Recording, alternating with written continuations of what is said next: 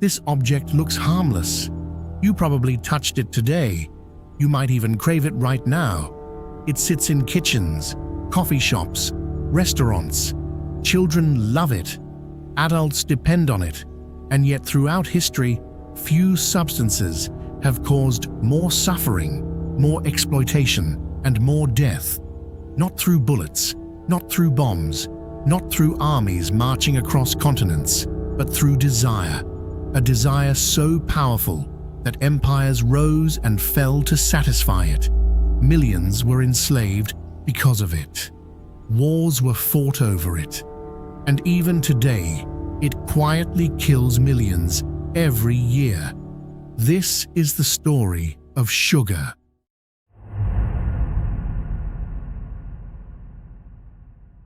Today, sugar feels ordinary. It's everywhere, inside soft drinks, bread, sauces, snacks. But for most of human history, sugar was anything but common. Sweetness was rare. Most people experienced it only through fruits, honey, or seasonal foods. Then came sugarcane. Originally cultivated in parts of Asia, sugar eventually spread through trade routes into the Middle East and Europe. When Europeans first encountered refined sugar, they weren't looking at food. They were looking at wealth. Sugar was expensive, incredibly expensive. For centuries, only the richest people could afford it. Kings displayed sugar sculptures at banquets. Nobles served elaborate sugar creations as symbols of power. Some physicians even prescribed sugar as medicine. It became known as white gold. And like gold, people became obsessed with acquiring more of it. What began as a luxury would soon become an addiction, and that addiction would reshape the world.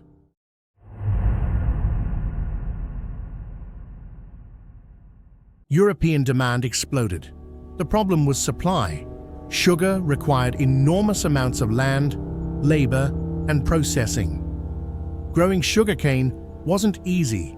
The plant had to be harvested quickly, then crushed and refined before it spoiled. The work was exhausting, dangerous, relentless. European powers realized that tropical colonies could produce vast amounts of sugar. The Caribbean became the center of a new economic machine. Island after island was transformed into giant sugar factories. Forests disappeared. Entire landscapes were redesigned for a single crop. And the demand kept growing. Europe wanted more sugar, far more than local labor could provide. So plantation owners searched for another solution, one that would become one of the darkest chapters in human history.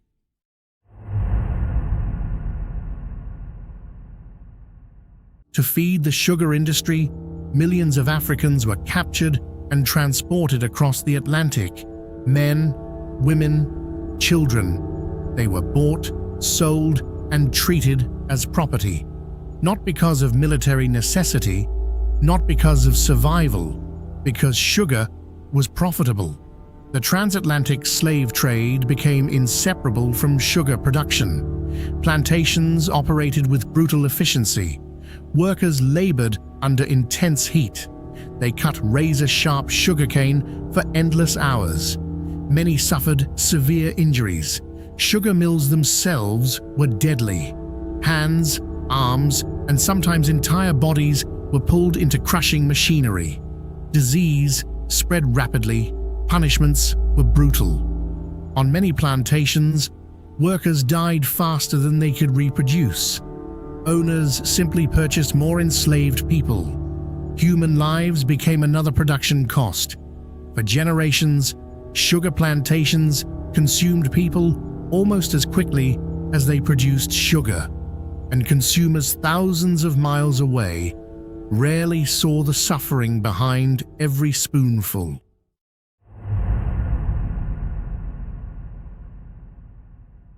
Sugar didn't just enrich plantation owners, it enriched entire empires. European nations fought fiercely over sugar-producing colonies. Islands in the Caribbean became some of the most valuable territory on Earth. Wars were launched to seize them. Navies protected them. Fortune depended on them. The profits generated by sugar helped finance trade networks, military expansion, and industrial growth. Some historians argue that wealth generated through slavery and sugar helped fuel parts of Europe's economic transformation. Sugar became more than food. It became a strategic resource, a commodity powerful enough to influence global politics. Entire economies were built around its production. Entire societies were shaped by its demand. And behind every success story was a hidden human cost.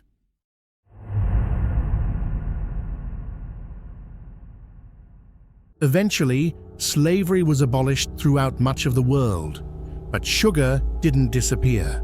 The industry adapted. Cheap labor remained essential.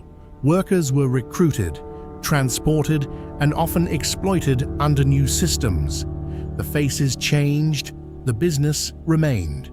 At the same time, technology transformed production. Factories increased efficiency, refining methods improved, transportation became faster, sugar became cheaper than ever before. For the first time in history, ordinary people could consume it every day. And they did, in enormous quantities.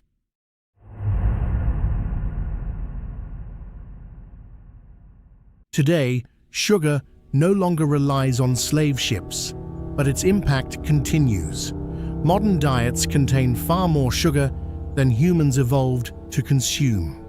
The average person encounters added sugar constantly: soft drinks, candy, breakfast cereals, energy drinks, processed foods. Many people consume it without realizing it. Unlike diseases of the past, the damage happens slowly, over years, sometimes decades. Excessive sugar consumption has been linked to obesity, type 2 diabetes, heart disease, and numerous other health problems. Millions of deaths each year are associated with diet-related illnesses. No battlefield, no dramatic explosion, no single event making headlines. Just a slow accumulation of damage repeated across billions of lives.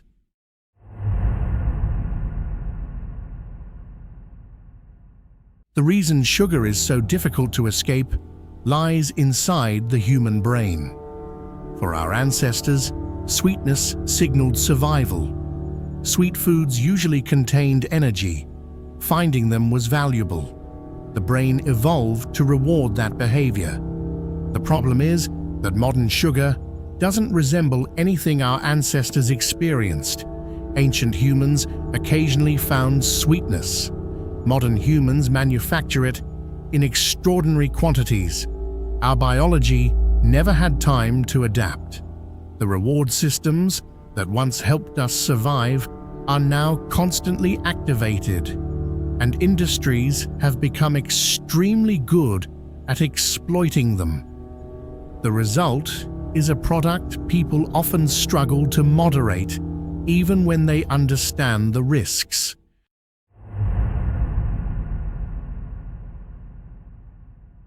Sugar didn't change. Humans changed. We expanded it, industrialized it, built global economies around it, and transformed a rare luxury into one of the most influential substances on Earth. From slavery and empire to modern disease and addiction, its history is written in human lives. Sugar never needed an army. It never needed a weapon. It only needed desire. And for centuries, that was more powerful than either. Sugar didn't conquer the world with armies. It didn't need to.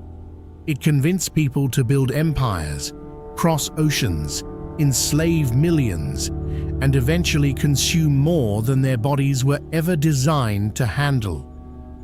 For centuries, its victims changed, but the patterns stayed the same.